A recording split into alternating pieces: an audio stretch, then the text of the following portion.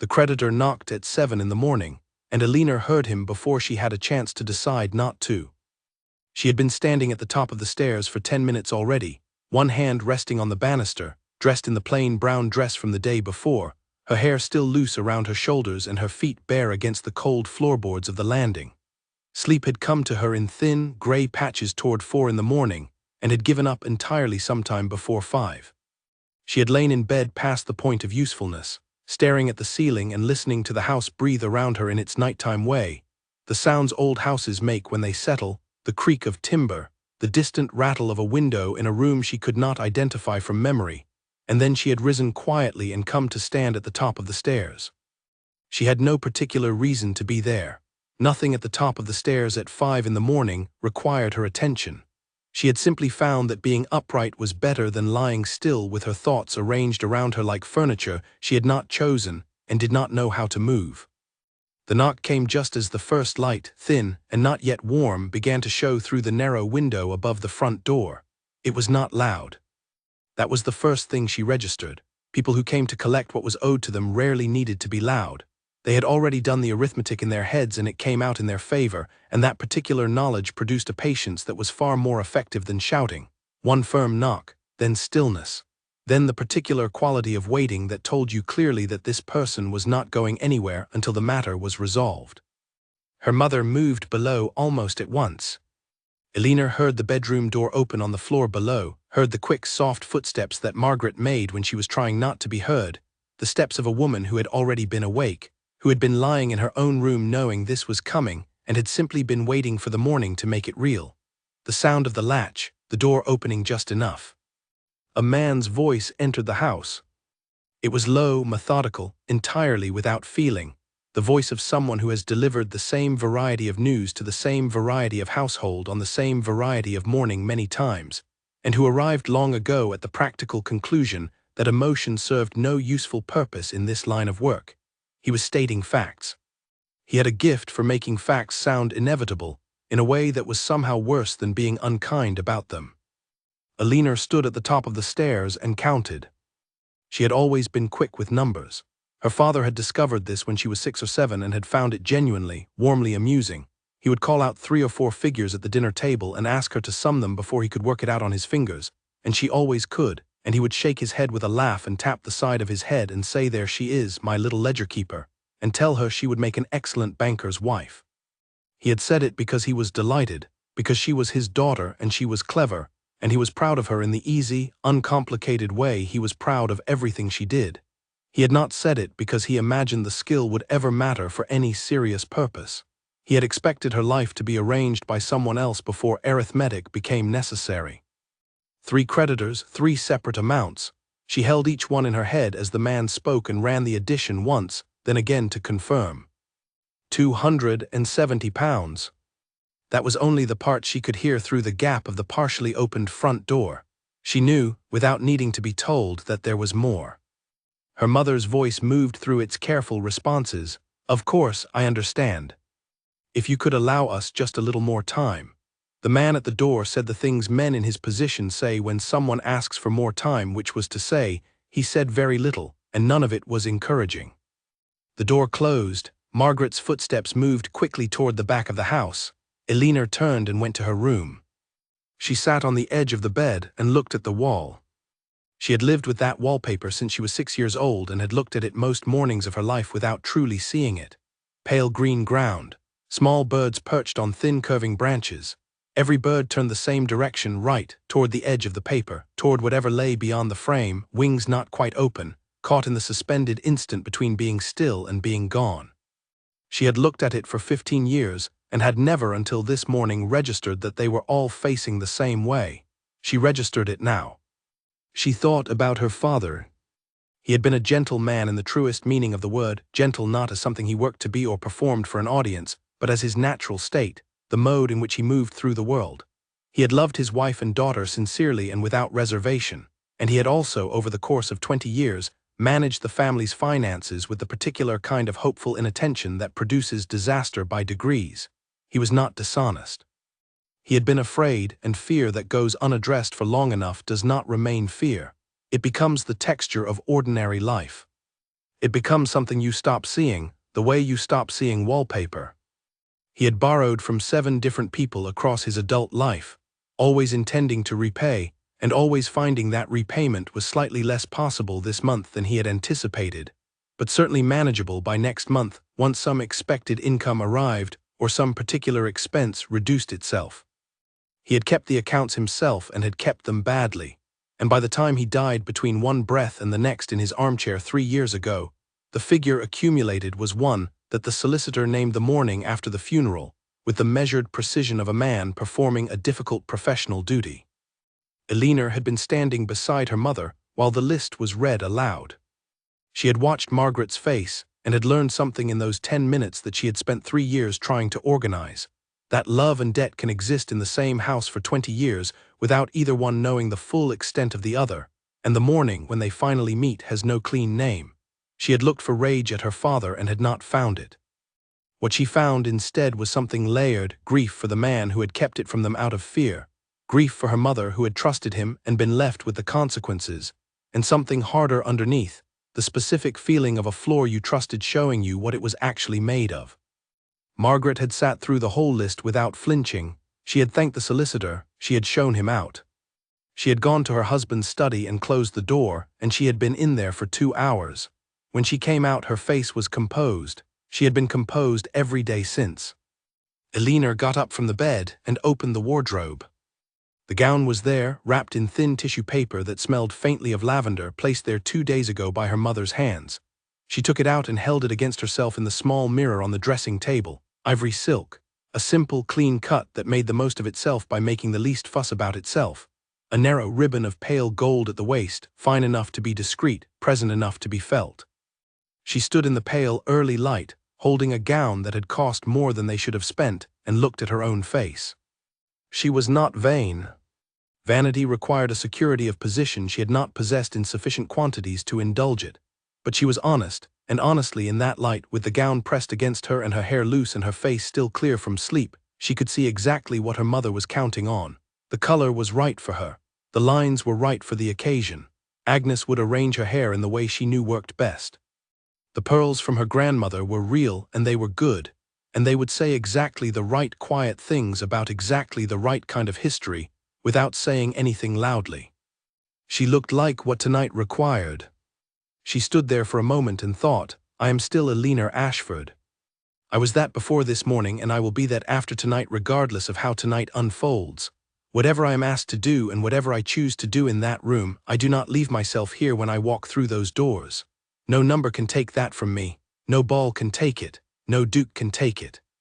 She was not entirely certain she believed this, but she held it carefully because some things are worth holding even when you cannot be certain of their strength. She put the gown back and went to wash her face. Margaret knocked at 8:30. She came in wearing the expression Elinor had known all her life, the careful, controlled face that arrived before difficult conversations, the one that said, I know what this is, I know what I am asking, I would not ask it if I had any other option.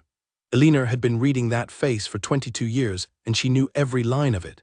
She saved her mother the trouble of finding a starting place. I heard him, she said. At the door this morning, I was already awake, I was at the top of the stairs. A pause, Margaret's expression shifted slightly like a held breath releasing. You were not supposed to. I know, I added the numbers. She held her mother's gaze steadily. 270 was the portion I could hear. There is more. Margaret came into the room and sat down in the chair beside the window. Not gracefully, the way people sit when something they have been holding up through sheer will has been permitted, just for this one moment, to set itself down. She folded her hands in her lap and looked at them. Then she told Elinor the rest of it.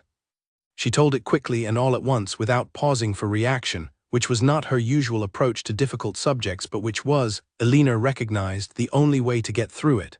The rent 6 weeks away. The coal account that had been given extensions twice and could not be given a third. The amount owed to Agnes Pemberton, which Agnes had never requested back and never would, but which Margaret counted as a real debt, because she was the kind of woman who counted things honestly even when no one was requiring her to. The total, named plainly, was enough to change the quality of the air in the room. Elinor held it. And tonight, she said when her mother was done, Yes, you are certain he will be there. I have confirmed it with two people who would know. He is on the guest list. He is expected. Elena was quiet for a moment. She thought through several things she could say and chose the one that needed to come first. I am not angry with you, she said. I want to say that before anything else, I am not angry. Her mother looked up. Something moved in her face, a small, brief opening, the kind that appears when someone has been bracing for a blow and it does not come. I will go tonight, Elena said. I will wear this dress and I will do everything I know how to do. That is my promise. That is more than I have any right to ask. I do not know if it is enough, but it is what I have.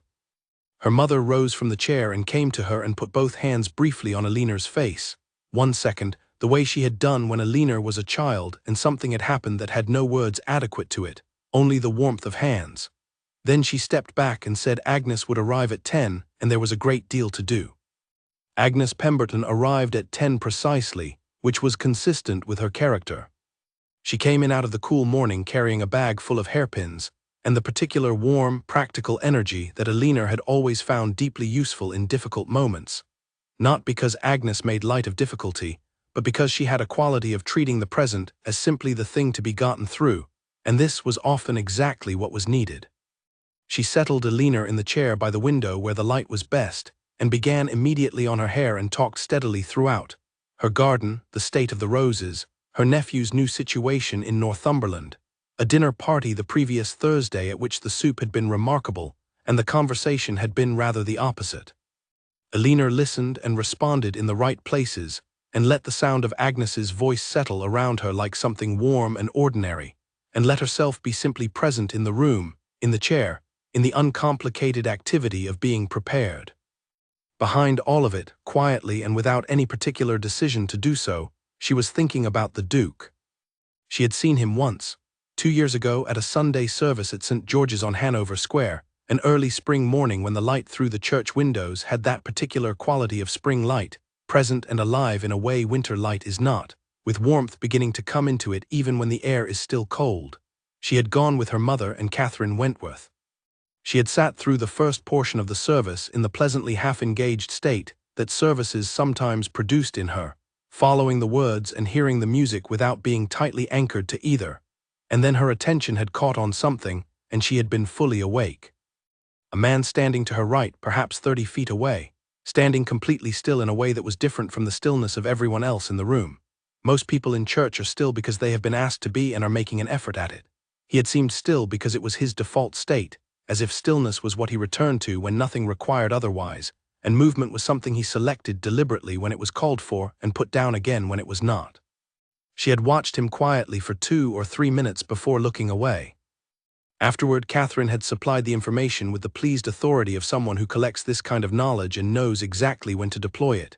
James Beaumont, the 5th Duke of Harrington. His wife had died 6 months prior. She had been only 25. The death had been sudden and quiet, a notice in the paper and then nothing. He had not been seen publicly since the funeral. Some people thought him cold, others thought him private. He did not, Catherine said, appear to consider other people's interpretations a matter worth troubling himself about.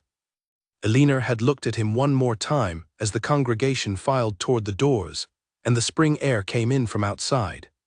She had believed, not with certainty, but with a steadiness that had not fully diminished in 2 years, that he had looked at her, directly, deliberately, for perhaps 4 or 5 seconds, across the slow movement of people between them. Then the moment had closed and she could not confirm it. She had thought about it many times since, thought about the quality of that attention, if it had been attention, thought about whether almost was worth anything when what you were almost certain of was the glance of a stranger in a church you might not visit again, thought about whether a woman who thought carefully about most things was being careful or simply foolish to keep returning to one unexplained moment involving someone she had never spoken to. Almost certainly she had imagined it, but she had not quite stopped wondering. The preparation consumed the morning and most of the afternoon. Margaret oversaw it with the focused concentration of someone who knows that the territory is uncertain, and the outcome is not within their control, and that the only variable they can actually manage is the preparation. So the preparation would be done as well as it could be done. The gown was fitted and pinned in 2 places where it needed slight adjustment. The pearls were taken out and inspected and replaced at Elena's ears with care. The gloves were fresh and smooth. Agnes arranged Eleanor's hair with the thoroughness of someone who understands that how a woman carries herself when she walks into a room matters, and that the hair is part of that carrying. At 4:30, Eleanor stood in her mother's long mirror. She looked correct. She looked, she thought honestly, like someone who understood the nature of the evening and had made a decision to meet it without apology and without performance. She also looked like herself, which she had been quietly insisting upon throughout the afternoon, and the fact that both things were visible in the glass at the same time gave her a quiet, private satisfaction. She picked up her gloves, she went downstairs. The carriage arrived at 6:30. The evening light was gold and low, the city moving into its nighttime self, the air carrying that particular early summer quality that makes even an uncertain evening feel briefly possible. Margaret sat quietly across from Eleanor on the ride, which was unusual. She normally filled available space with plans and practical observations and small reminders. Tonight she sat with her hands in her lap and watched the streets go past without speaking. Eleanor reached over, without deciding to, and put her hand over her mother's. Margaret's fingers turned under hers and held on briefly, firmly, with something in the grip that had no name and did not need one, and then let go. They arrived at Almack's as the evening was gathering itself. Light blazed from the windows. The sound reached them before the doors did, the layered hum of a great many people in a beautiful room, each of them hoping for something they would not name publicly. Eleanor stepped inside. She was greeted within 20 feet of the entrance, and again and again. She smiled and responded and let herself be carried by the current of the room. Catherine Wentworth appeared and took her arm and delivered a rapid, cheerful account of who was present, what she had observed in the hour before Eleanor's arrival, and what she believed the evening's significant developments might be. Eleanor listened and nodded and let her eyes move quietly around the room while Catherine's voice covered her attention. Colonel Philip Grey, who had been placing himself in Eleanor's vicinity at social occasions throughout the past year, with the cheerful, systematic persistence of a man who has identified the correct candidate and requires only time to make his case, saw her from approximately 25 feet away and began to move in her direction. Eleanor listened to Catherine and let her eyes move. She found him in under 30 seconds. Far wall, beneath the tall east windows where the last of the day's light was fading from gold to a deep, quiet blue, standing alone, holding a glass of something dark that he clearly had not touched. Watching the room with the same quality of contained, unhurried attention she had seen 2 years ago in the church, not searching, not restless, but observing with the patience of someone who already knows the greater part of what he will see and is simply waiting without urgency for the particular thing that will be different. He turned. He looked at her. It was deliberate. It was not a wandering glance or an accident of direction. He looked at her with a specific, decided attention that lasted perhaps 5 seconds, and that she understood immediately was intentional, that he had known exactly where she was and had chosen this particular moment to let her know he knew. Then he looked away. Eleanor set down a glass she had picked up without noticing from a nearby tray.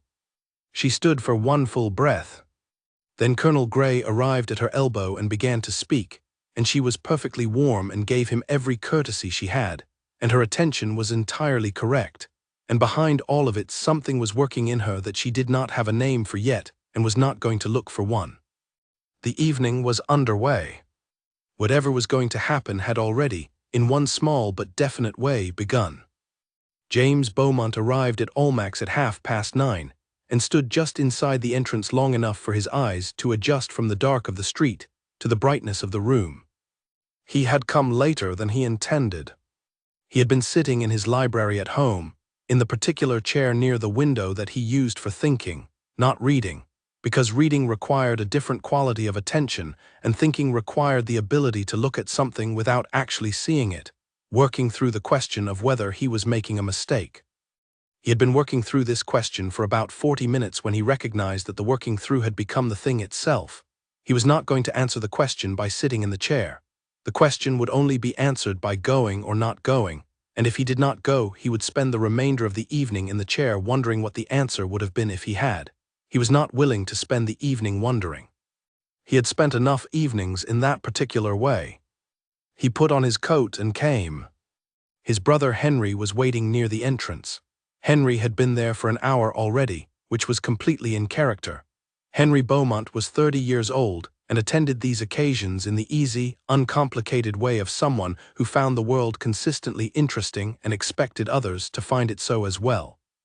He was charming in the way of someone who has never particularly needed to try. The charm was simply part of how he was built, and underneath it he was genuinely kind, which was the more important thing. James had known for 30 years that the charm was decoration. The kindness was the actual structure. "You came," Henry said. "I told you I would. You say a great many things and then reconsider them on the way to the door." He said it with complete affection and no criticism. "I am glad you are here." James looked at the room. He had not been to Almack's since before Alice died.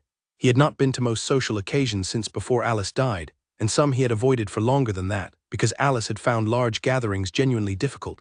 The noise of them, the performance of them, the way they required you to be available to everyone at once.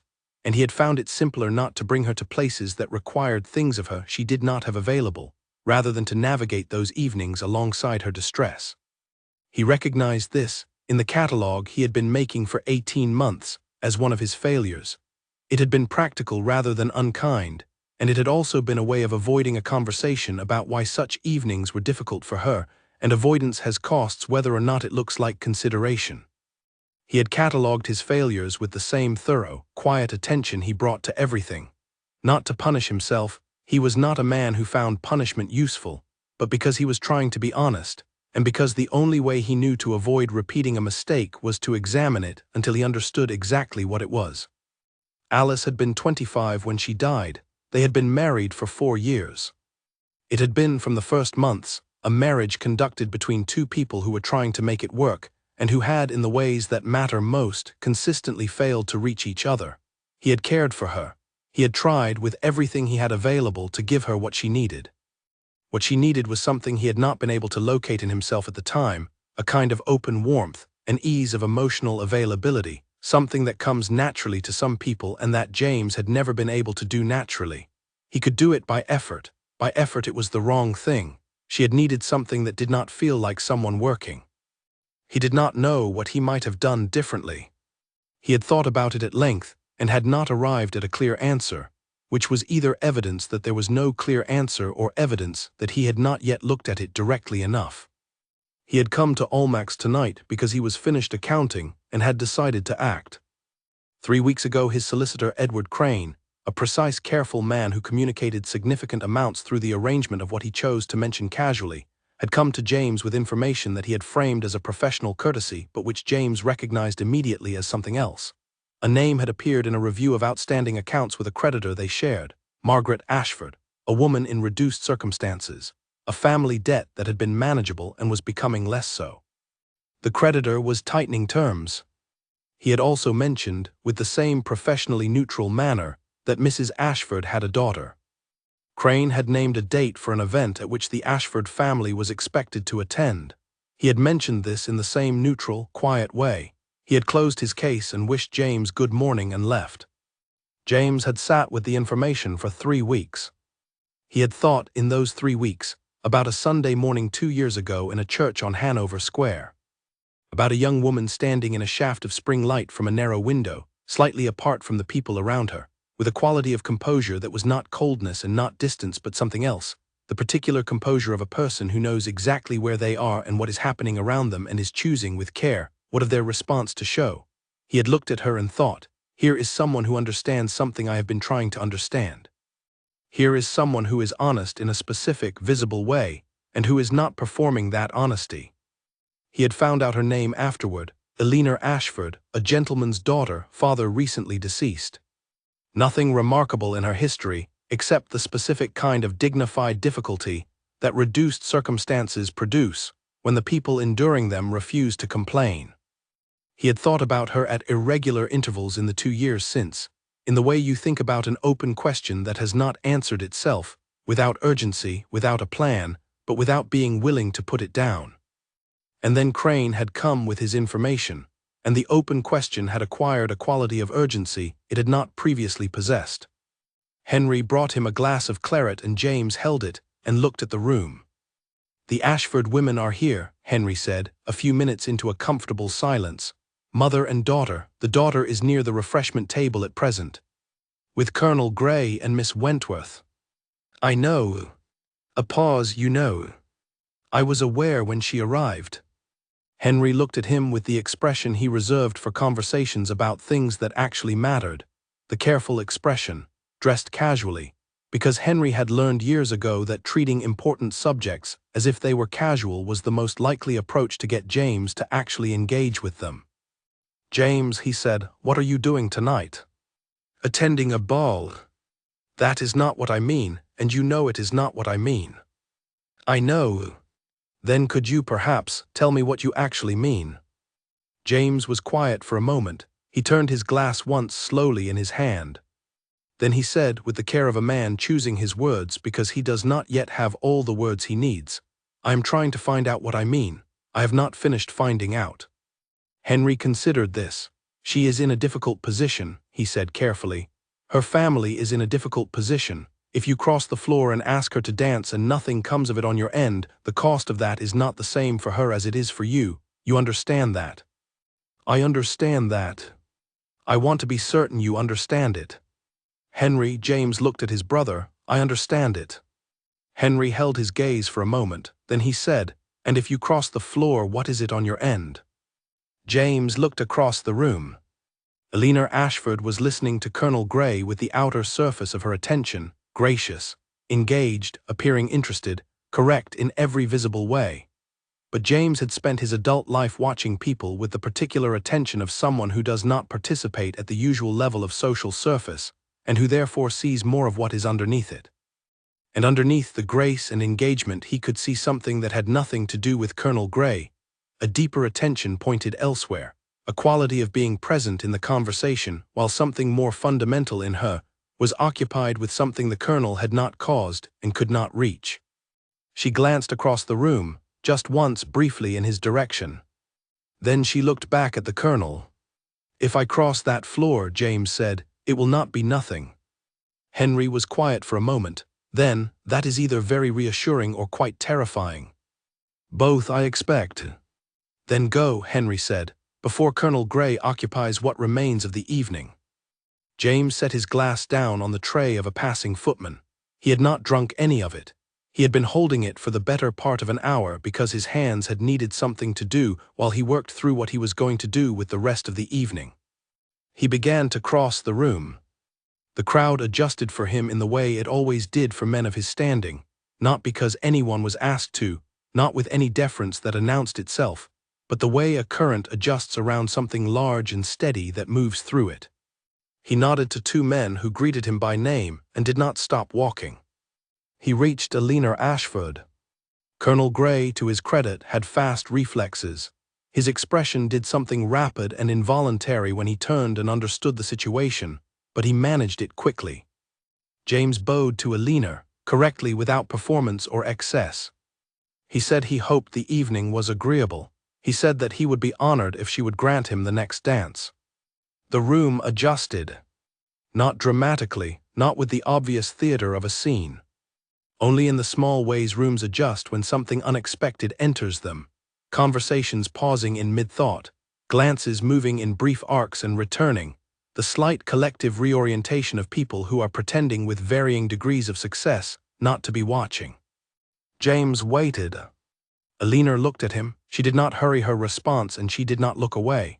She was making an assessment, he could see it, the honest and rapid reading of his face, the search for something she needed to know. He held his expression clear and still and gave her the full space of the moment to use as she needed. She found what she was looking for, or decided she had found enough of it. She said yes. Colonel Philip Grey was a pleasant man, and Eleanor had learned over a year of repeated encounters that pleasant men could be exhausting in ways that difficult ones never quite managed to be. He was not unintelligent. He was not unkind. He had a solid record of service, a friendly and honest face, a reliable manner, and the particular variety of persistent optimism that interprets courteous responses as encouragement and does not update its expectations in response to signals that have not been sent in clear enough language. He had been placing himself in Eleanor's particular vicinity at social occasions throughout the previous year, with the cheerful, systematic determination of a man who has decided she is the correct choice and is simply waiting for the situation to arrange itself in his favor. He appeared to interpret her consistent warmth as patience rather than as the entirety of what he was going to get. Tonight he had positioned himself beside her within 4 minutes of her arrival and launched immediately into a detailed account of a horse he had recently purchased. The horse's name, the horse's bloodline, the horse's recent performance at a meeting in the country, the horse's particular qualities of temperament and movement, the horse's future prospects. Elinor was listening with the surface portion of her attention, enough to respond correctly at the appropriate intervals, enough to ask the kind of questions that demonstrated engagement, while the deeper part of her was occupied with something that had nothing to do with the horse. She heard the music shift between pieces. She heard from somewhere to her left the carrying voice of Dorothy Finch, 52, immaculately informed, in possession of the social restraint of a person who has decided that the whole point of having information is sharing it, saying to a companion Elinor could not identify, "The Duke has not danced in 2 full seasons. Whatever has brought him here tonight is either very interesting or very practical." Possibly both. A murmured response she could not catch. "One always hears things," Dorothy said, with the satisfied tone of someone who has made it their life's work to hear things. "His solicitor has been seen at certain offices that are not the usual offices. Whether that means anything I really cannot say, but one notices." Elinor looked at her lemonade. Catherine appeared at her side, slipping neatly between Elinor and the Colonel with the practiced authority of a woman who has decided that a particular social arrangement needs adjusting and who is going to adjust it. She said something charming and entirely empty to Colonel Grey that gave him a natural pause, then turned to Elinor and said under her breath, "He has been watching you since you arrived." "I know," Elinor said quietly. "Do you know who he is?" "Yes, Catherine. And I know who he is." Catherine gave her the look she kept for moments when Elinor was being less forthcoming than the situation seemed to require. Elinor returned it with the pleasantly unrevealing expression she had been practicing since childhood. Colonel Grey, given the pause in conversation, asked Catherine about something she had said at a previous occasion. Catherine responded with the full brightness of her attention, and Elinor used the moment to let her eyes move, without apparent purpose, to the far wall. He was still there. He had not moved from his position. As she watched, he turned his glass slowly once in his hand, the only motion he had made in some time, and she noticed it because it was the only thing in his stillness that suggested something was happening underneath the stillness, something that was not the same as calm, something that was moving very quietly under the surface. She looked away before he could find her looking. Dorothy Finch completed her circuit of the room and arrived, inevitably, at Elinor's side. "Miss Ashford," Dorothy said warmly, "how lovely, and what a very interesting evening this is proving to be." "Is it?" Elinor said. "I confess I have been having quite an ordinary one so far." Dorothy smiled. "The Duke," she said, as if this were a complete and self-explanatory sentence. "What about him?" "2 seasons, my dear, 2 full seasons, and then this." She gestured vaguely at the room. "One wonders." "I imagine people wonder many things," Elinor said pleasantly. "I try not to wonder about people who have not introduced themselves to me. It seems like poor use of the available wondering." Dorothy looked at her with an expression that reassessed and recalibrated. "You are very composed this evening," she said. "I try to be generally composed," Elinor said. "It is easier on the nerves." Dorothy laughed a genuine laugh, which meant Elinor had managed to be interesting without being unfriendly. Dorothy excused herself and moved on. Elinor's mother appeared briefly at her shoulder, passing through in the way Margaret moved when she wanted to be near Elinor without the appearance of stationing herself there. She touched Elinor's elbow as she passed, light, brief, loaded. Elinor read everything in it, the tightly held anticipation, the hope on a short leash, the knowledge that nothing was certain and the evening was in motion and the only remaining option was to let it move.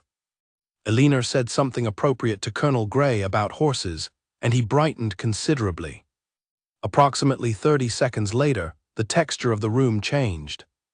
It was subtle, the kind of change you feel before you can name it, a shift in the direction of collective attention, the slight reorientation of people who are trying to appear unreoriented. She had been in enough rooms and been attentive enough in them to recognize it. She looked up. James Beaumont was crossing the floor. The crowd gave way without being asked to, which was what happened when people of his standing moved through a room with that particular quality of purposefulness. He was not walking quickly. He was walking with the unhurried certainty of someone who has made a decision and is carrying it out without drama. The direction he was moving was toward her. Colonel Grey was in the middle of the part of the story about the horse where the horse had won something at Newmarket, and his face was warm with the pleasure of a good outcome. He had not yet registered what was happening behind him. Elinor watched James Beaumont cross 20 feet of polished floor and felt something move in her chest, warm, quick, not entirely comfortable and completely real. He stopped in front of her. He bowed, correctly and without performance. He greeted her. He said her name exactly as if it had been waiting somewhere quiet to be placed in the right moment, and this was the right moment. He asked for the next dance. Elinor felt the room do its small, quiet thing around them. She looked at his face for the moment she was using honestly, not to perform consideration, but because she genuinely needed to see what was there. She read steadiness. She read something careful and not unkind. She read something beneath both of those things that she could not fully name yet but that she was certain was real. She said, "Yes, thank you." Colonel Grey turned and understood the situation, and managed his expression as well as could reasonably be expected. Elinor took James Beaumont's offered arm. The music, which had been between pieces, began again. They stepped onto the floor and found their position among the other couples, and Elinor became immediately aware of the particular quality of attention the room was directing toward them. Not the obvious kind. Nobody turned and stared with an open face. What it was the subtle, sideways kind conversations that continued on the surface while one ear was elsewhere, glances that moved in brief arcs and then returned to their stated objects, the small incremental reorientation of people who were pointing themselves toward something while pretending they were not. Elinor had been observed at dances before and was not unsettled by observation. But this was a different quality of it, and it had nothing to do with her. It had everything to do with him, with the fact that James Beaumont was on a ballroom floor at all for the first time in 2 years, and that the person he had asked to be there with him was not someone anyone would have predicted. She held this knowledge and gave it no particular weight. The music for the waltz began. He was a good dancer, not showy, not the kind who uses the floor to be seen. He was precise and fully present, and dancing with him was very different from dancing with men who were competent but inattentive, who left you feeling vaguely alone in what was supposed to be a shared occupation. She had the immediate and clear impression that he was paying attention to the music, to the floor, to her, not performing attention, actually paying it. The first full rotation passed in silence between them. This was not uncomfortable. That was what surprised her, the absence of discomfort, when silence with most people was something she felt she needed to fill or at least acknowledge. This silence required nothing. It sat between them without pressure and without demand, and she found she could be inside it without effort. She watched the room as they moved. Dorothy Finch near the east wall with 2 companions, all 3 of them facing away from the dance floor in a way that was slightly too deliberate. Colonel Grey near the refreshment table, managing a glass and doing a reasonable impression of a man who was not particularly interested in anything in particular. Catherine watching with a bright, barely managed interest that Elinor knew would require a full account later and at length. Her mother at the tall east windows, very still, with her hands held together in front of her. "You are cataloguing the room," he said. She looked up at him. It was the first thing he had said since they stepped onto the floor. "Yes," she said. "Does that concern you?" "No." A pause. "I do it too." She considered this. "I had noticed," she said. Something shifted at the corner of his mouth, not quite a smile, but the edge of one, as if the idea of smiling had been considered and set aside as not yet entirely necessary. From across the room. From across the room. "I should have been less obvious." "You were not obvious at all," she said. "I simply pay attention." "I know," he said. "I notice that about you, that you pay attention." She turned this over. It was more revealing than it perhaps sounded. She said, "Most people find it easier when others do not pay too much attention. I find it more comfortable when they do." There was something in the way he said this, not performed, not offered as a social nicety, that was simply honest. the statement of a preference that was true and was being stated because it was true. They completed another rotation. The music was graceful and unhurried. "You have not been here in some time," she said. 2 years. Does it feel different?" He considered this with the thoroughness he appeared to bring to most things. "Smaller," he said. "Rooms you have been away from for a long time always feel smaller when you return. The memory expands them in your absence." "And yet you came back." "I came back." She waited. "I had a great deal to think through," he said, "and I have thought through enough to act." She filed this in the careful part of her mind and moved forward.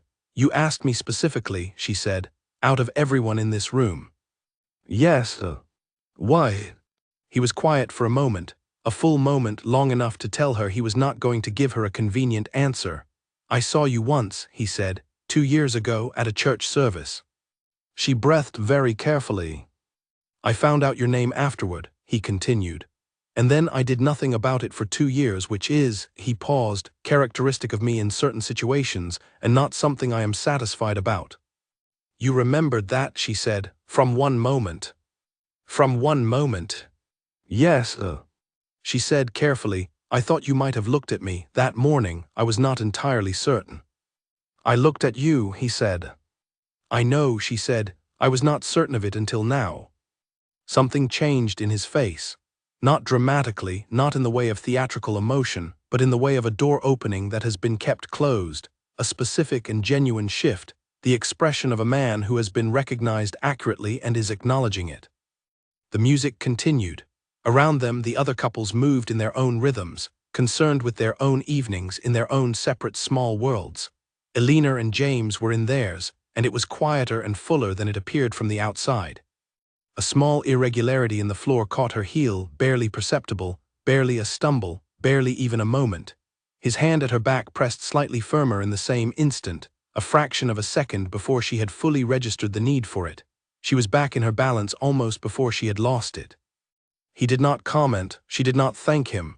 The dance continued as if nothing had been interrupted. But the contact had left an awareness she had not had before.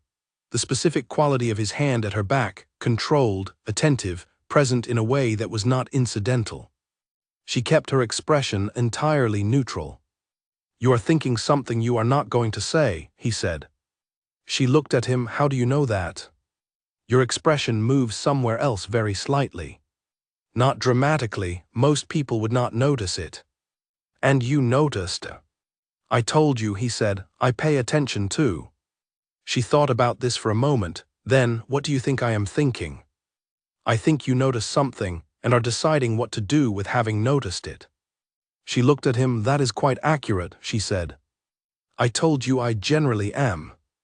There was something almost warm in this, not the warmth of ease exactly, but the warmth of two people who are being honest with each other and both of them know it, and the knowing creates its own quality of comfort. They completed another turn. The ceiling above was high and blazing with many candles. The sound of the music was layered over the sounds of the room, voices, footsteps, the occasional distant sound of laughter. She said, "I should warn you. There are several people in this room who will have written their own version of this conversation before morning." "I know. Dorothy Finch will have 3 separate versions, each more detailed than the last." The edge of a smile, more definite this time. "Does that trouble you?" "Not particularly. Does it trouble you?" "No." "Then we are agreed on something," she said. She thought about this. 2 people who noticed things, who were being honest with each other, who were both willing to let the room have its interpretations without letting those interpretations have them. She thought, this is unusual. This is not how this usually goes. She did not say this. She breathed in slowly and felt the music and held her balance and was, for one fully unguarded moment, simply there, present on the floor in the room with this person, without managing any of it. Then the music began its third and final movement. The music shifted into its final passage, slower, more resolved, the section of the waltz that prepares an ending without rushing toward it. Elena felt the change in the tempo of their movement, a slight settling, a quality of arrival at something that had been coming. It was then that his hand changed. Not dramatically, not in a way that the room could report with any confidence later. Only a small, deliberate, unmistakable pressure from his palm at her back inward, drawing the space between them inward by perhaps an inch, perhaps a little less. Enough. She felt it before she had processed it. Her body registered the change a fraction of a second before her mind did, and in that fraction something moved through her that she could not have named clearly, something warm and startling, and not at all what she had been composed for and entirely real. She met his eyes. He was already looking at her. He had been looking before the hand moved, she understood, as if he had already decided and was simply waiting for the action to follow the decision. He said, at a volume that traveled the small distance between their faces and went no further, "This dance means nothing, Miss Ashford." She blinked once. "Do not let anyone convince you otherwise," he said. "When it is over they will try. People in this room have already decided what they are watching. Let them have their version. I am asking you to keep yours." She held the sentence in her mind and turned it carefully. It was not what she had expected. She was trying to understand the shape of it, not the surface of it, which was clear enough, but what was underneath the surface. "I do not understand you," she said. She said it honestly, not defensively. "I know," he said. "I am sorry for that." "Why say it then? Why tell me it means nothing if it does not mean nothing?" He moved them through the turn. His hand remained where it was, that small, warm, deliberate increment of closeness. His face was near enough now that she could see things in it she had not been able to see from a distance. The lines at the corners of his eyes that were not age lines exactly, but something adjacent to what time does when it has not been entirely gentle, something that had settled in and stopped announcing itself. "Because," he said, and he chose each word with a care she could hear, "there are people here tonight who have significant stakes in what this dance means, who will assign it meaning the moment the music stops and use that meaning for you, especially, in ways you will not be able to control. I do not want that to happen to whatever this is before it has a chance to be what it actually is." She thought about her mother at the windows. She thought about Dorothy Finch with her 3 versions. She thought about Colonel Grey with his glass and his careful expression. "I understand that," she said. "Then hear this. What I have done tonight is not a transaction. What I feel when I look at you is not something I am offering in exchange for something you need or something your family needs. I am not," he paused briefly, "I am not doing this as a kind of commerce. I want to be very clear about that."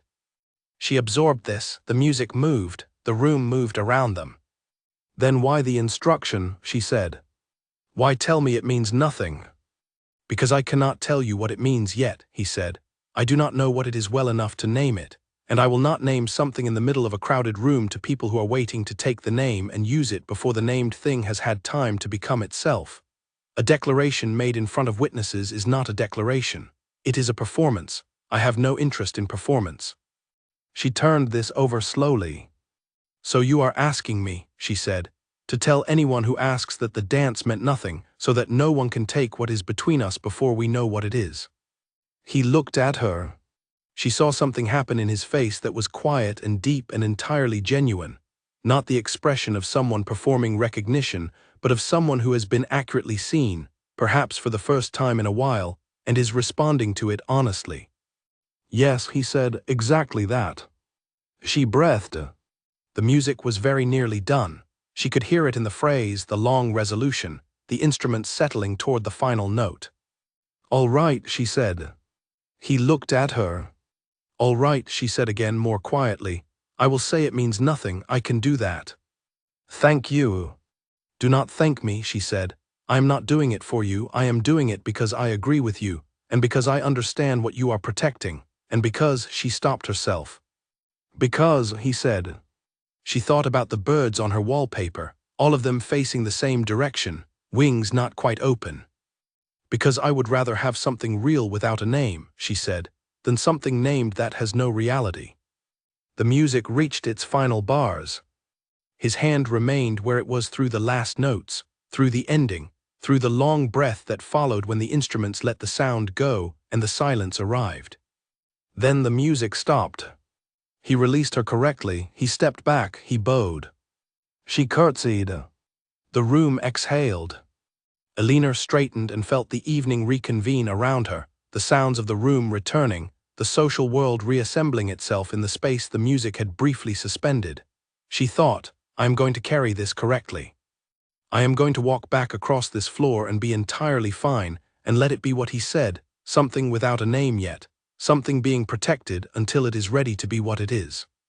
She was not, in truth, entirely fine. She was something considerably more complex than fine, in a way that was entirely warm and entirely complicated and entirely private. She arranged her face, she looked across the floor.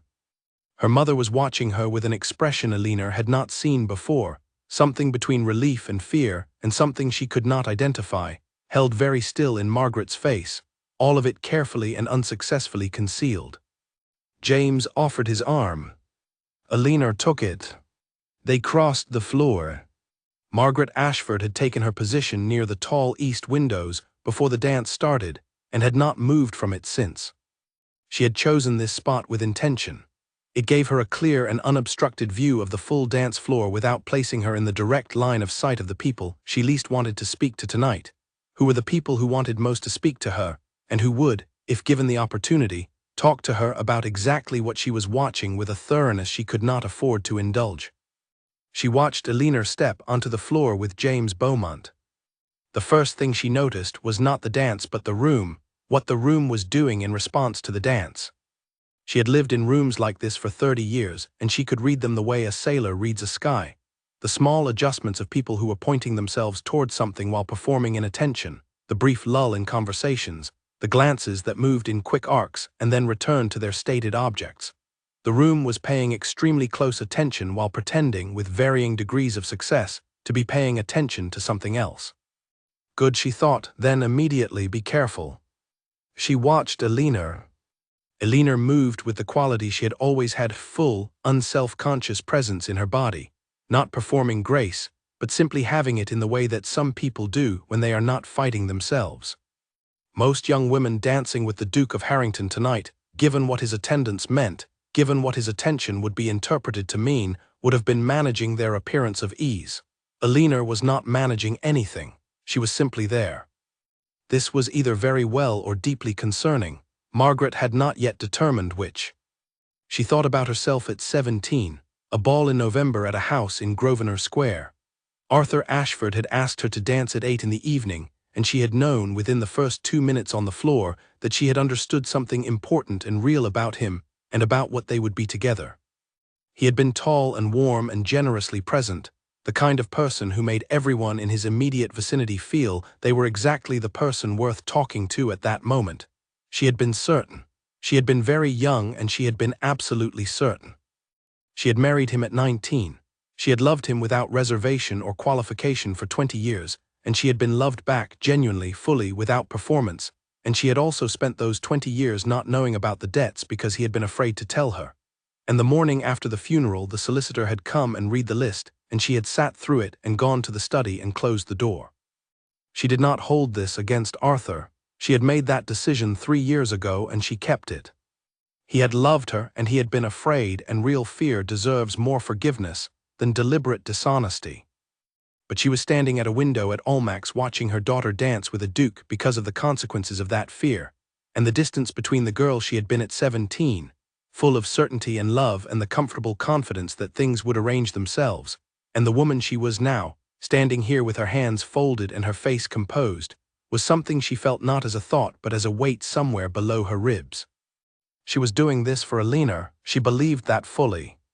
She also knew that doing something for someone you love does not make it simple, and that love and necessity occupying the same moment could create pressure that love on its own never had to bear. Dorothy Finch arrived at her side. Margaret heard her coming. Dorothy had a quality of purposeful movement that was never quite casual enough to pass as casual, and arranged her expression before she turned. "Margaret," Dorothy said, with the warmth of someone who is about to say something interesting, "what a very remarkable evening this is turning out to be." "Is it?" Margaret said pleasantly. "I find I have been enjoying it quite without remark." Dorothy smiled. The Duke, 2 seasons, Margaret 2 full seasons. "And now here, and with your Alina."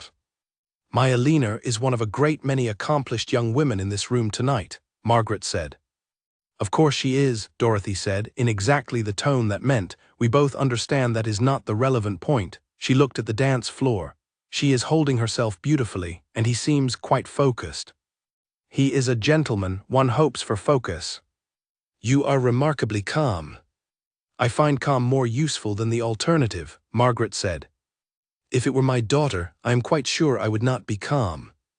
You are not in possession of my daughter, Margaret said warmly with precision. But I am grateful for the sympathy, Dorothy. It is a comfort. Dorothy recalibrated.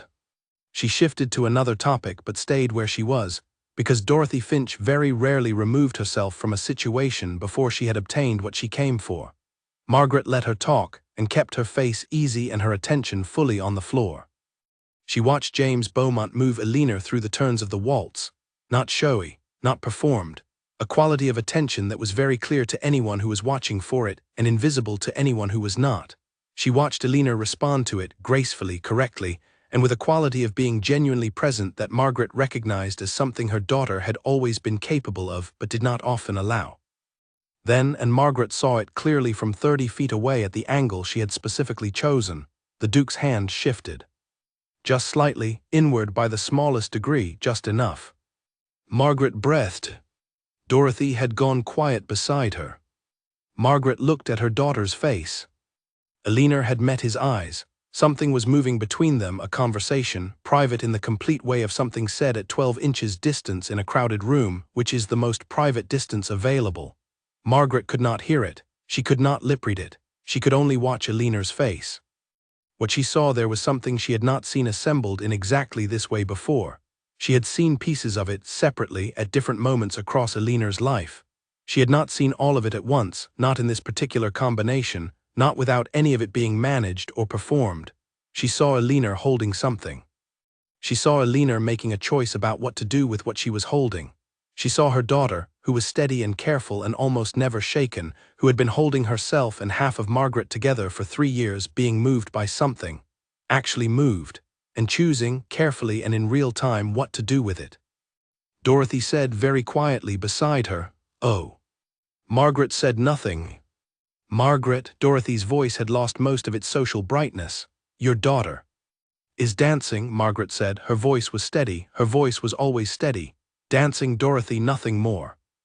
Dorothy looked at her sidelong. Margaret kept her eyes on the floor. She watched Elena through the last bars of the waltz.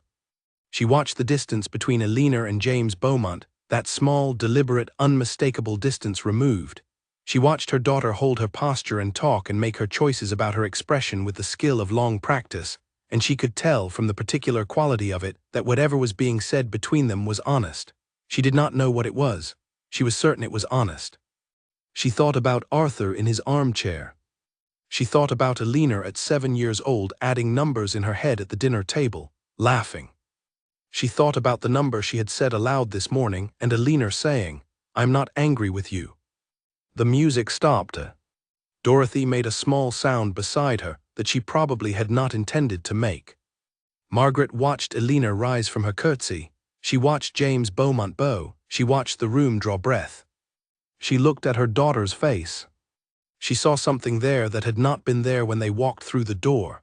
She could not name it, and she was not going to try to name it tonight, because naming it would require knowing what it meant, and she did not know yet, and she was not certain it was hers to name. What she knew was that it was real. She pressed her hands together and breathed and waited for them to cross the floor back to her. Dorothy said at her side, in a voice that had returned most of the way to its usual register, "Whatever do you think he said to her?" "I have no idea," Margaret said. She looks like herself," Margaret said, firmly and finally. Dorothy said nothing more. Elena and the Duke were crossing the floor.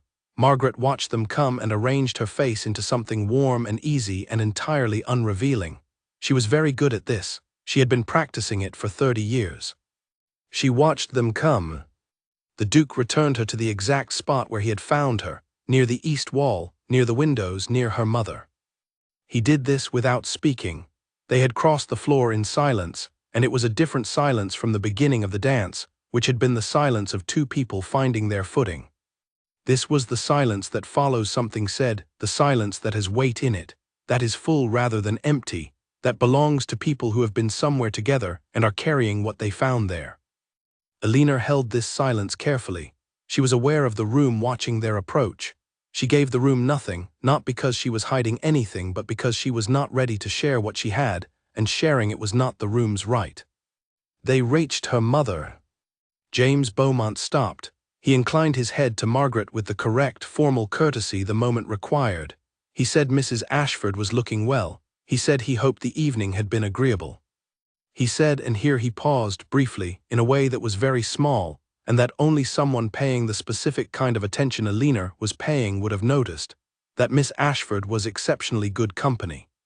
He said it to Margaret, while looking at Margaret, in a tone that was perfectly correct and also, Alina thought, entirely deliberate, every word selected to mean what it said and nothing that was not there. Margaret said, "You are very kind, Your Grace." He said, "I am not particularly kind, Mrs. Ashford. I am generally accurate."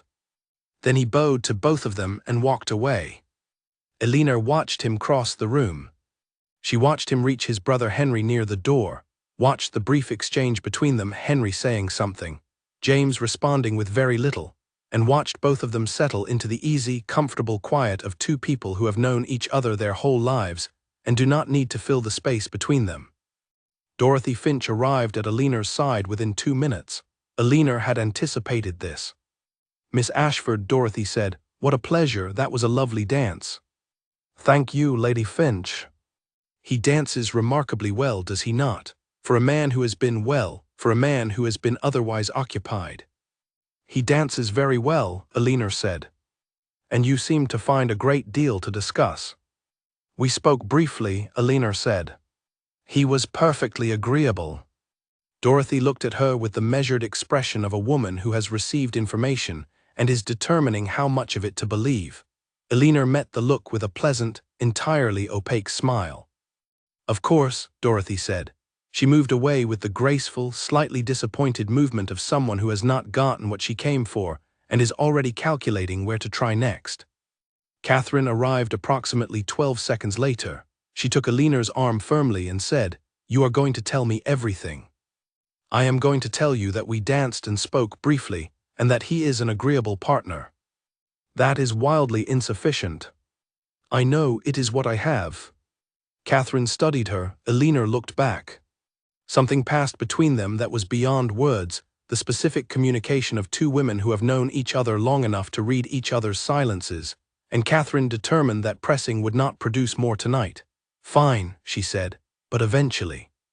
"Eventually," Alina agreed, "not here." Catherine released her arm and went back to wherever she had come from. Colonel Grey found her 10 minutes later. He came the way a man approaches something he has been watching and is no longer entirely certain how to approach. He was carrying 2 glasses and offered her one. She accepted it. He said, with more genuine feeling than she had often heard from him in a year of conversations, that the Duke was a formidable man. "Yes," she said. "I think he is."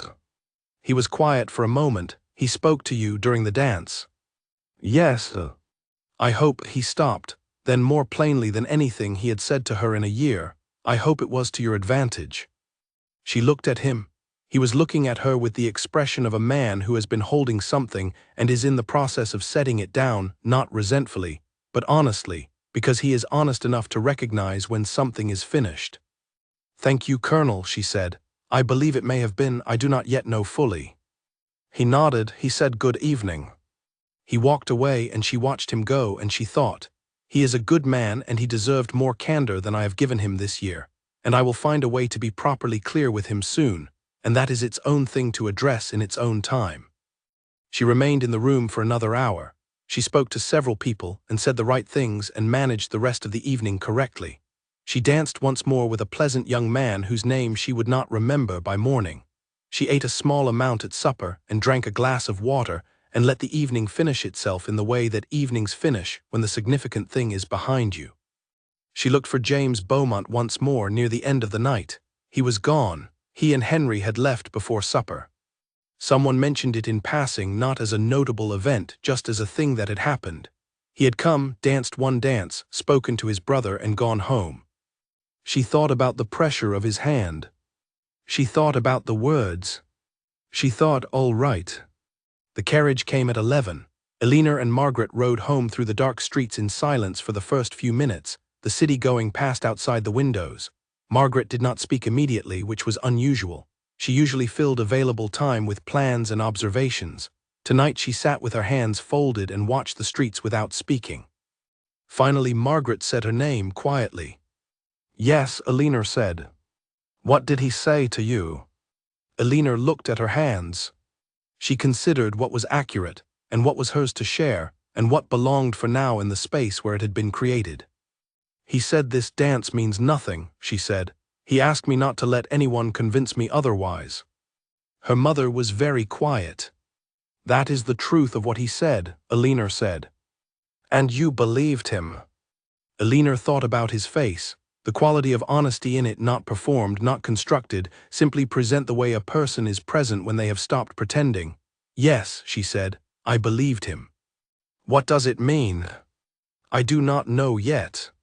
Margaret was quiet for a long time. The carriage moved through the dark, and someone's dog barked once somewhere and was quiet.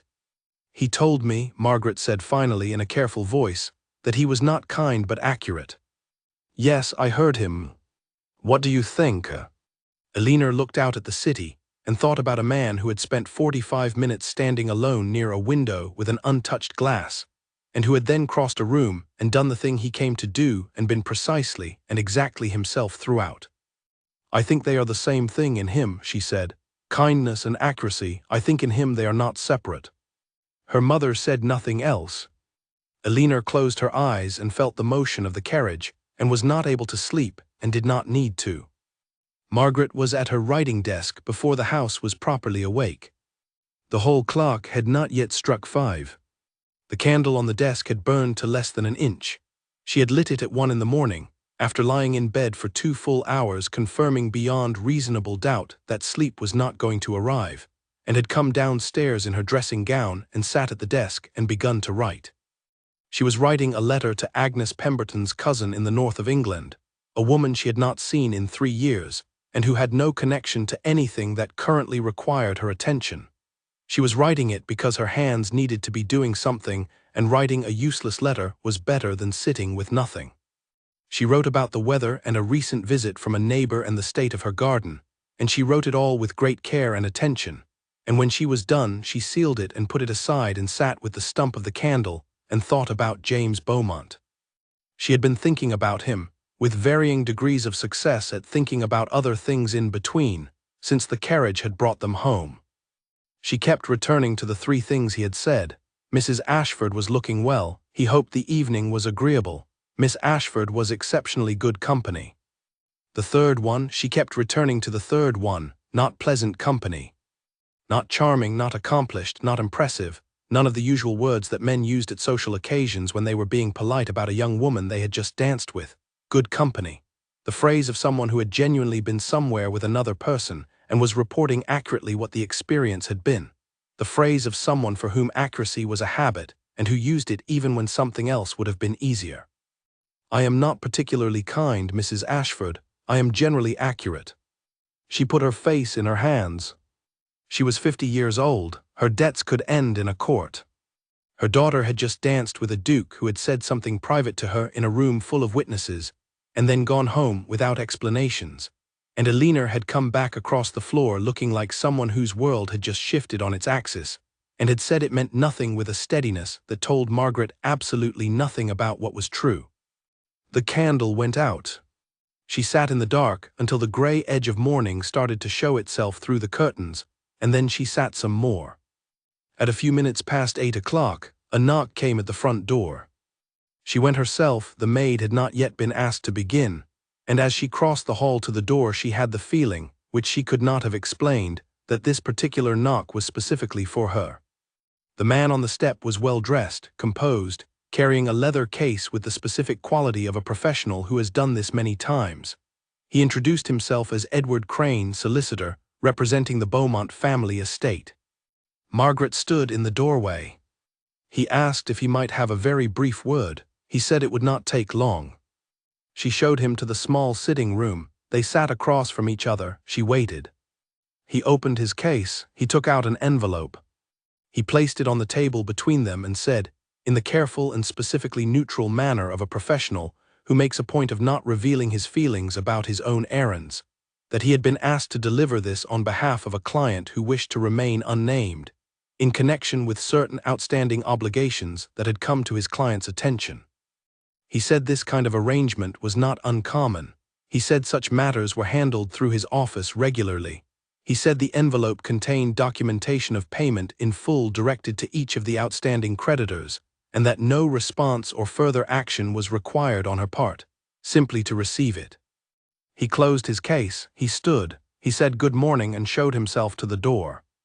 Margaret sat in the sitting room alone. The envelope lay on the table in front of her. She did not touch it immediately. She sat and looked at it and let the morning sounds begin around her, the creak of the house waking up, the start of activity from the kitchen, a bird beginning somewhere in the garden. Then she picked it up and opened it. Inside was a single folded document, a consolidated letter noting full payment received on all outstanding accounts. 3 separate creditors, addressed and resolved in one page. The amounts had been named to her this morning at 7 o'clock by a man at the door. Now they were gone. At the bottom right corner of the document, not part of the official text, not signed or titled, a small impression pressed into the paper, an embossed seal. She had to look at it twice before she was certain she was seeing what she was seeing. The Harrington family crest. Margaret set the document down on the table. She sat for a long time without moving. Then she put her head in her hands and wept. Not carefully, not in the managed, brief way she had allowed herself once or twice in the past 3 years, quickly and privately and with the tears accounted for and put away.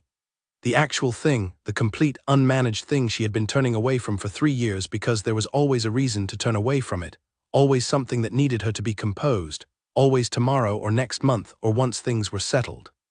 The grief for Arthur that was also love for Arthur that was also 3 years of doing everything alone and getting up every morning and being composed. She wept until she had exhausted whatever had been stored up in there, and then she sat in the quiet sitting room, hollowed out and tired and strangely, profoundly clean, with the document on the table in front of her. Elinor found her there. She came downstairs later than usual, still in her dressing gown, her hair loose, with the careful, quiet look of someone who had slept badly and had decided not to announce it. She came into the sitting room and stopped in the doorway. She looked at her mother. She looked at the document on the table. She crossed the room without speaking and picked it up and read it. She read it once. Then she stood with it in her hands for a long time. Then she sat down across from her mother and put the document back on the table and looked at it. "When did this come?" she said. "This morning, a solicitor. His client wished to remain unnamed." Elinor looked at the bottom right corner of the page. "Unnamed," she said. "Yes, a pause. He told me," Elinor said slowly, speaking with the care of a person who is trying to be accurate about something that matters. "He told me last night that it was not a transaction. He said explicitly that what he felt was not something he was trading for something I needed. He said it during the dance." Margaret looked at her daughter. "He said that," Margaret said.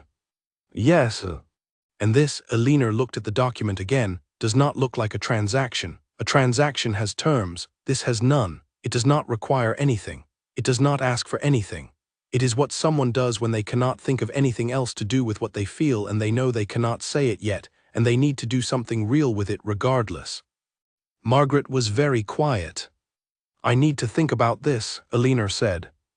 "I know. I do not know what it means. I do not know what to do with it or what he expects or whether he expects anything at all." The solicitor said, Margaret said carefully, that no response was required, no action of any kind. The matter is considered resolved on his client's side. Elinor sat with this for a moment. "That is," she said at last, "either very considerate, or it is what someone does when they have done something real and do not know yet how to say it and are not going to pretend they do." "In my experience," Margaret said, "those two things are very often the same thing." Elinor looked at her mother. Margaret looked back. Between them the document lay on the table with its small, embossed seal in the corner, saying everything quietly, requiring nothing, making nothing simple. "What do I do?" Elinor asked. Her mother was quiet for a moment that had something considered in it. Then she said, "I think you wait. I think you let it be what it is before you try to name it." And I think," her voice changed, went quieter, lost its management. "I think that whatever this is, Alina, it is yours, not mine, not what I dressed you in and took you to Almax for, yours." Alina looked at the document, she said nothing. Outside the sitting room window, the morning was fully arrived. The light came straight and bright through the glass. The street was conducting its ordinary day with complete indifference to what had happened in this room. Alina picked up the document and folded it carefully. She held it in both hands for a long moment. Then she put it in the pocket of her dressing gown and said she was going to make tea, and did her mother want any? Margaret said yes, please. Alina went to the kitchen. She stood at the window while the water came to the boil and looked at the garden. The small, slightly neglected garden that had been better tended when her father was alive and had never quite recovered, that had the look of something waiting for the right season to show what it still had in it. She thought about a man who had stood alone for an hour near a window with an untouched glass, who had then crossed a room and asked her to dance, who had told her it meant nothing and then that it was not nothing, who had sent a solicitor the next morning with a document that said everything he was not yet ready to say out loud. She thought about the small, warm, unmistakable pressure of his hand. She thought, I do not know what comes next, I do not know what this becomes, but it is real. It is as real as anything I have ever held, and I am going to hold it the way you hold something real, carefully, honestly, without asking it to be more than it is ready to be. The water boiled. She made the tea and carried it back to the sitting room and poured, and they sat together in the morning, she and her mother, and talked about ordinary things. It was not an ordinary morning. It was a morning in which something true had arrived, and Alina Ashford knew how to carry true things. She had been carrying them for a long time. The letter from Lucy arrived on a Tuesday in November of 1877, and Alina nearly did not open it, because the handwriting on the outside told her it would require something of her, and she was having a slow week, and she had gotten particular about what she allowed to require things of her. She was 81 years old. She had lived in a modest, comfortable house in Bath for 11 years, since her legs had become less trustworthy than she preferred, and the stairs of her London house had stopped being a reasonable proposition. Bath suited her well. It was quiet. The bookshops were good. There was interesting conversation to be found if you went looking for it, and she was not required to look for it on any day she did not wish to. She had her fire and her chair and her view of the small winter garden through the sitting room window, and on slow weeks she sat in her chair and let the slow week be slow. She opened the letter. Lucy was coming Saturday. Could she come Saturday? She wanted to bring something. She said this last part carefully, in the specific way of someone who has something to tell and is not yet sure of the best approach to telling it. Alina wrote back that Saturday was perfectly fine. Lucy arrived in the early afternoon of a grey November day, her coat damp from the walk from the station, her eyes bright. She was 24 years old, the granddaughter of Alina's nephew, which made her Alina's great-grandniece, a connection of sufficient distance that most people would have let it lapse, and which Alina had not let lapse because she had always been careful about people who mattered. Lucy was quick-minded and warm and had a way of leaning slightly forward when something engaged her full attention, which Alina had always found disarming. She came in and kissed Alina's cheek and sat down and said, immediately, I want to hear the story. Alina looked at her. Which story? You know which story, Lucy said. The one about the ball, the one about the Duke. The one that has gaps in it whenever it is told by anyone else, because the person who knows the whole of it has kept most of it. Who said I kept most of it? No one had to say it. I can tell from the shape of what gets passed along. Stories with pieces missing have a particular quality when they travel. The gaps are visible if you look for them. Alina considered this, then she said, You are irritatingly perceptive. I am told I get it from you, Lucy said. Alina looked at her fire for a moment, then she looked at Lucy and said, All right, and she began. She told it from the beginning, which was the only way to tell it properly. She told it the way you tell things when you have carried them for 62 years, and the carrying has made you certain of every detail. Simply in order, without embellishment, and without abbreviation. She told Lucy about the creditor at the door at 7 in the morning, and the number she had totaled on the cold landing. She told her about the gown in the wardrobe and what it had cost, and what it was meant to accomplish. About Agnes Pemberton pinning her hair while talking about her garden. About the drive to Almax and her mother's unusual silence, and the hand that turned over in the dark of the carriage. She told her about walking through the doors and the light and the sound of it, and about finding him in under 30 seconds near the far wall with an untouched glass. About the deliberate, decided quality of the moment when he had looked at her across the room and then looked away. She told her about the dance. All of it fully without skipping anything. The silence of the first rotation that had not needed to be filled. The conversation that had opened inside it. The moment her heel had caught and his hand had steadied her before she had registered she was unsteady. What they had said to each other, the careful, honest words spoken at 12 inches distance in a crowded room, words that the room could not hear and would not have understood even if it could. She told her about the hand, the small, warm, deliberate shift of it, the inch of distance removed. The words that followed, "This dance means nothing, Miss Ashford, do not let anyone tell you otherwise." And then what he had actually meant and what she had understood and what she had said back. "I would rather have something real without a name than something named that is not real." She told her about the morning, the solicitor, the document with its embossed seal pressed quietly into the corner, her mother at the desk, weeping for the first time in 3 years, the tea she had made in the kitchen while looking at the garden and deciding what was real and how to carry it. She told Lucy everything. When she finished, the fire had burned down considerably. The November dark was complete outside the windows. Lucy had not spoken through any of it.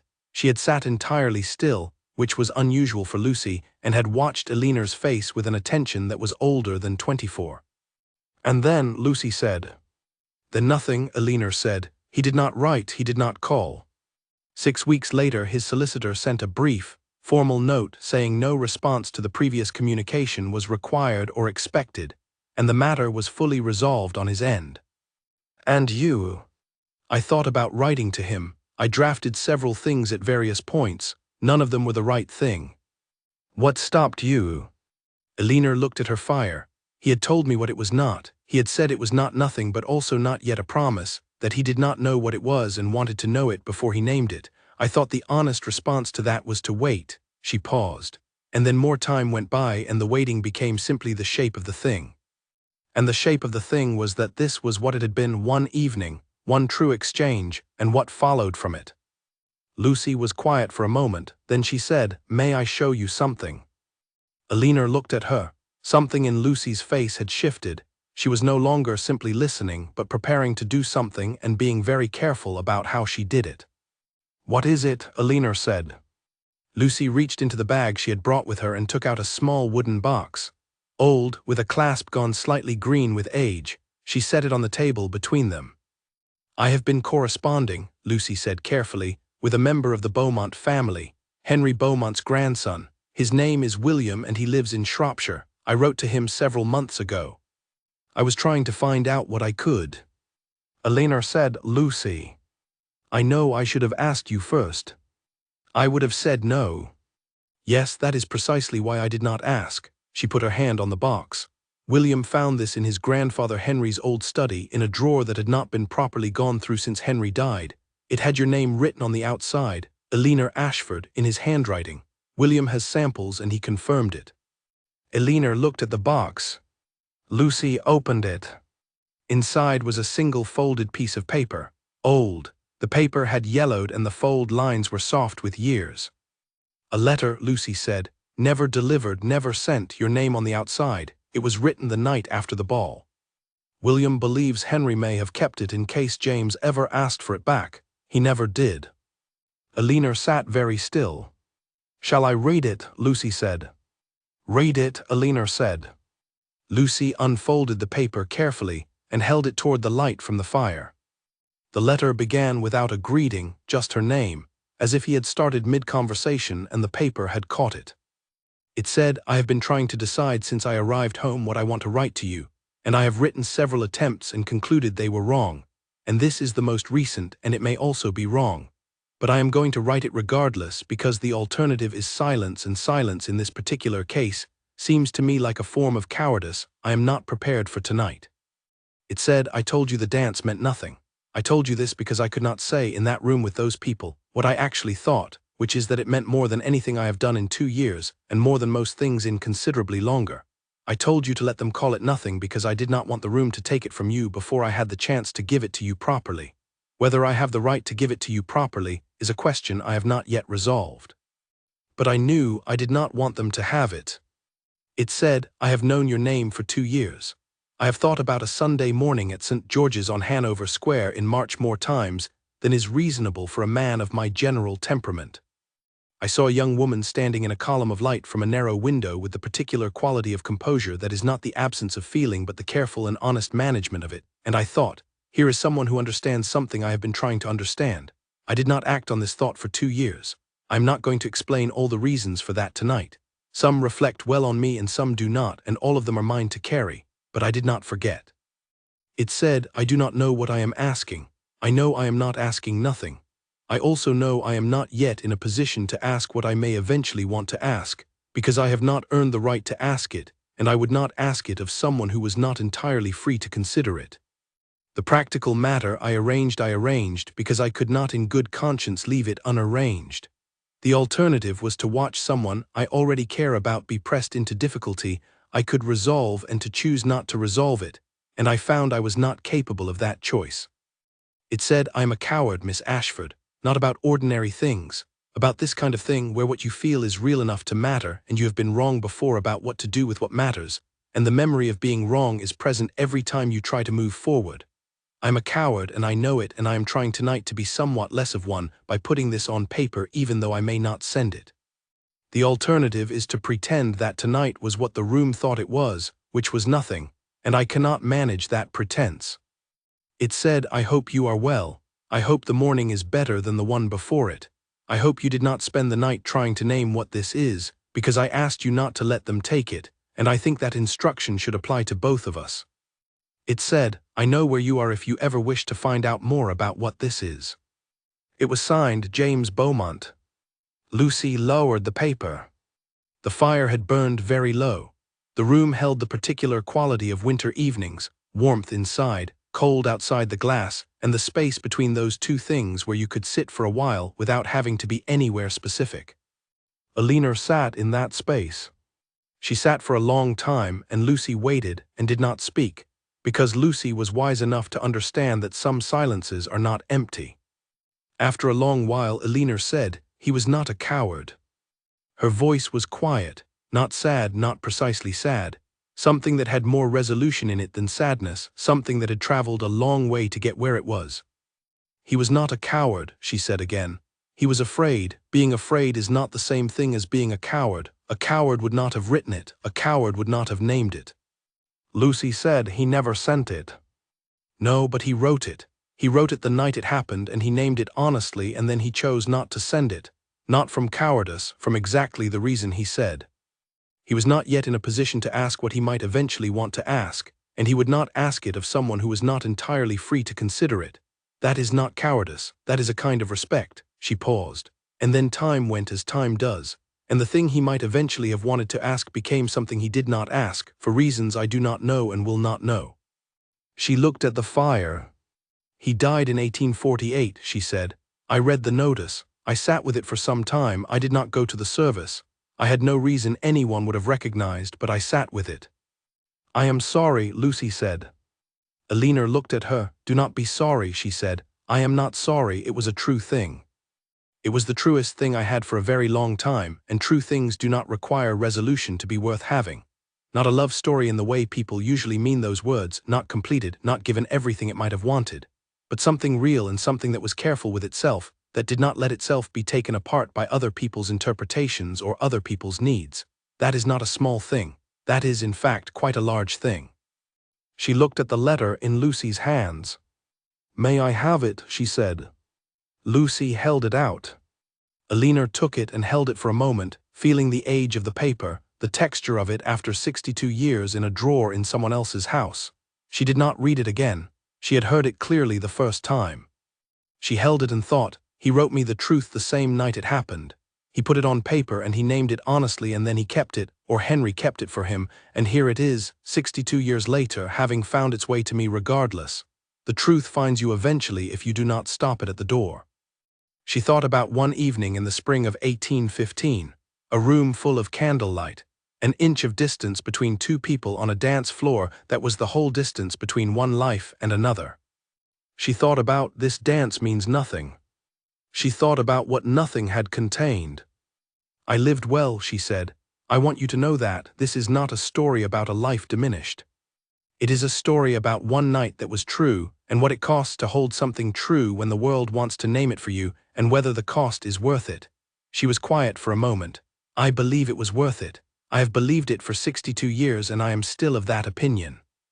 Lucy looked at her with an expression that was very young and very old at the same time, and knew itself to be neither.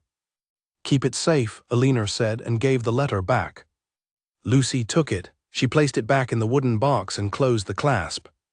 Outside the windows of the small house in Bath, November was pressing against the glass with the patient, unhurried weight of a season that has no reason to rush. Alina looked at it. She thought about an ivory gown in a wardrobe tissue paper, the smell of lavender, a number that had sat in her chest on a morning 62 years ago like a stone dropped from a height, her mother's hand in the dark of a carriage, turning and holding on. She thought about a man standing near a window with an untouched glass, watching a room with the patience of someone who has already decided what he is looking for and is prepared to wait for it. She thought about an inch of distance. She thought about what it meant and what it had contained and what it had cost and what it had given. She turned from the window. "Shall I make tea?" she said. Lucy said yes. Alina rose from her chair and went to the kitchen and stood at the window while the water came to the boil. She looked at the small November garden, stripped back to its essential structure by the season, everything decorative gone, only what was real and structural and permanent remaining, waiting for spring to show what it still had. She breathed in, she breathed out. She was 81 years old and she was Alina Ashford, and she had spent 62 years carrying one true thing with care, and the carrying had not made her smaller. It had been company, the particular company that does not ask anything of you and does not need to be explained and is simply there in the quiet places, keeping you honest. The water came to the boil. She made the tea and carried it back to the room where Lucy waited with the box on the table and the fire low and the November dark full at the windows. She poured the tea, they sat together. The box sat between them on the table, closed. And that was enough. That had always been enough.